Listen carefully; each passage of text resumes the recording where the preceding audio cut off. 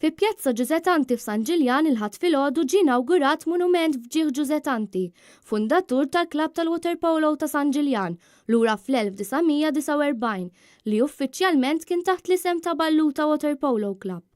Kien mbagħad fl-1974 li l-klabb bidel l-isem għal San Ġiljan Aquatic Sports Club. Lejn l-aħħar ta' ħajtu Giuseppe kien marad u ma setax ikompli fl-attività sportiva. Kien għalhekk li l-klabb ta' San Ġiljan kien ħatru president onorarju. Minkejja l-marda li ħakmitu Giuseppe Tanti baqa' dejjem bitbissima ħelwa fuq fommu, iqatta' l-ġranet jisma' l-opri. Giuseppe Tanti miet nhar il-21 ta' Novembru tal-1990 fl-età ta' 72 sena. Warajh ħalla l-klabb tal-waterpolo li welled u lillum sar fost l-akbar u l-aqwa f'Malta. L-inizjattiva li jsir dan il-monument kienet tal-Kunsill Lokali ta' San Ġiljan.